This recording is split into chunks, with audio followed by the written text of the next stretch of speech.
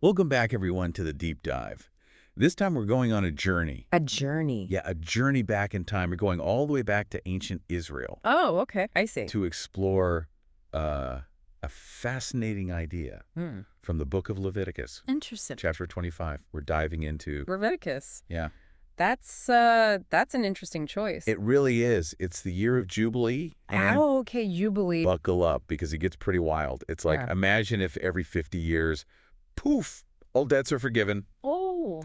Ancestral lands go back to the original families. Mm. Everyone gets a total fresh start. Like a reset button. Yeah, exactly. A societal reset button. That is pretty radical. I see why you said buckle up. I know, right? Okay.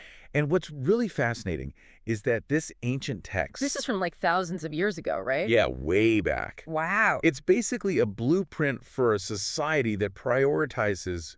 Okay, a blueprint. Yeah, for a society that makes rest and renewal and social justice top priorities.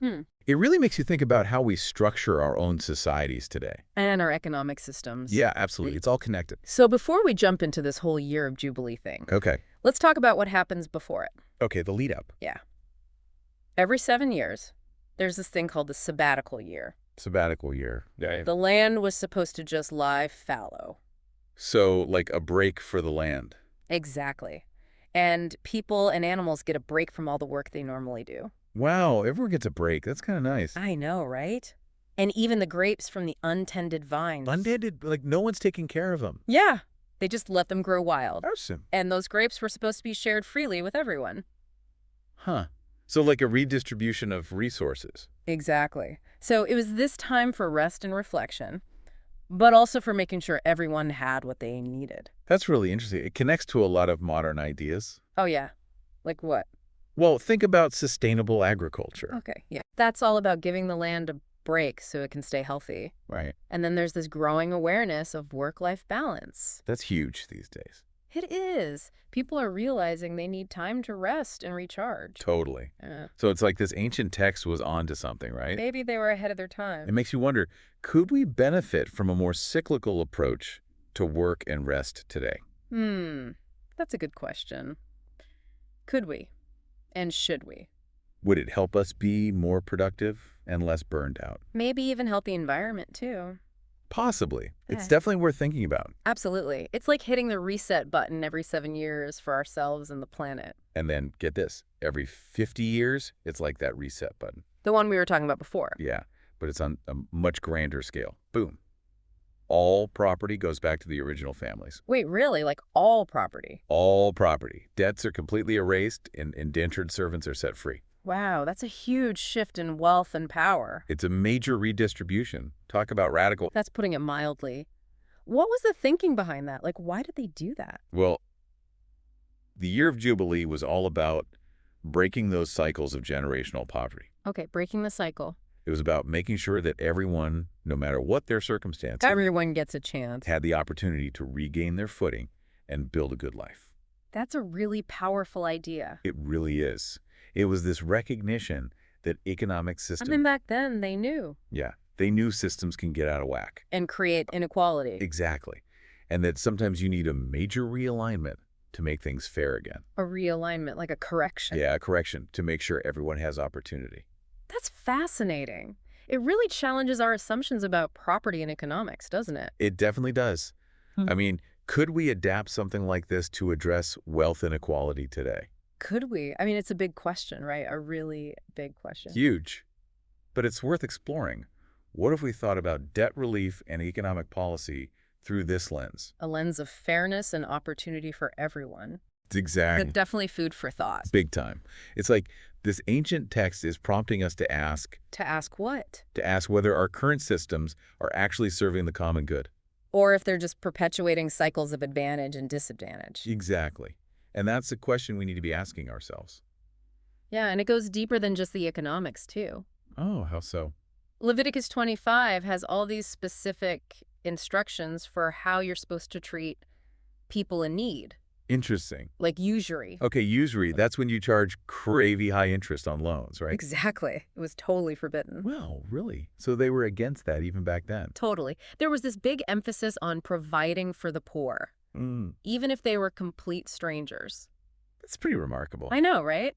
This whole focus on compassion and taking care of your community. It's powerful stuff. It's not just about rules and regulations. It's about building a society where people genuinely care for each other. Yeah, like where you help people who are struggling. Exactly. It Yeah. really makes you think about our values today, you know? It does. Like, what are our priorities? How can we create a society that's more like that? More generous, more caring. Yeah.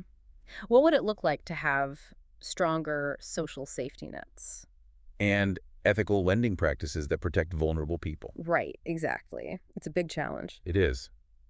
Thinking about this whole Year of Jubilee thing and the sabbatical year leading up to it, it just highlights how connected everything is. Connected. In what way? Our economic systems, our relationship with the land, how we treat each other. It's all woven together. Yeah, exactly. And this ancient text is reminding us that true freedom Freedom. is not just about individual liberty. There's more to it than that. It's also about the well-being of the whole community. Collective well-being. Right. It's about creating a society where everyone has a real chance to thrive. Not just a select few. It makes you wonder what would happen if we shifted our focus Shifted our focus? From what to what? from just individual gain to thinking about the prosperity of the whole community. Interesting. What kind of world could we build if we prioritized everyone's well-being? It's a powerful question. It is. I mean, we might not be able to copy these ancient practices exactly, No, times have changed. but the underlying principles are still so relevant They give us some really valuable insight. for how we might build a more just and sustainable future. A future where everyone has a chance. Exactly. Yeah, it's like a call to action almost. A call to action. To do what? To really look at our own lives, and the systems we're part of, The systems. and ask ourselves, how can we help create a world? A better world. Yeah, a world that's more in line with these values Values of justice and compassion. and sustainability. Right. It all comes back to that, doesn't it? It really does. You know what the most powerful things I take away from all this? From Leviticus 25. Yeah, is how it changes the way we think about freedom. It's not just about doing whatever you want, you know? There's more to it. True freedom. It's about collective well-being. Yeah, it's like realizing we're all connected in this web. A web. I like that. Our actions affect other people. We have a responsibility. To build a society where everyone can thrive. Not just some people, but everyone. Exactly. A society where some people win and others lose. Well, That's not going to work long term. it's not sustainable. Mm. The Year of Jubilee, with this whole idea of forgiving debts, And giving back ancestral lands. it was about making sure everyone had a chance A chance to participate. to really be a part of the community, economically and socially. That's powerful stuff. It really is. Yeah. It makes you think about all the little choices we make every day. All those choices. How we spend money, how we treat the environment, how we treat people who are different from us. Yeah, it all adds up. It all contributes to the kind of world we're creating. Exactly. Do we want a world with a tiny group at the top hoarding all the wealth and power? Or do we want something different? A more equal world with more opportunity for everyone? Tough questions. They are.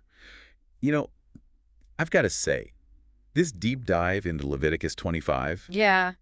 I did not expect to find such a radical and relevant message. An ancient text. Yeah, it's blown me away. It just goes to show these ancient ideas. Ancient wisdom. They can still challenge us today. Make us see the world in new ways. And inspire us. To build a better future. Exactly. The specifics of Leviticus 25, well, They might not work today. but the heart of it, The principles, justice, compassion, sustainability, those are timeless. they're a blueprint for a better world. It really makes you think, what can we each do In our own lives, in our communities. to make those principles a reality? How can we fight inequality? How can we create a world where everyone has a real shot at a good life? Big questions to ponder. They really are. We hope this deep dive got you thinking Maybe spark some new ideas. and gave you some things to chew on as you navigate the world. Thanks for joining us. We'll see you next time on The Deep Dive.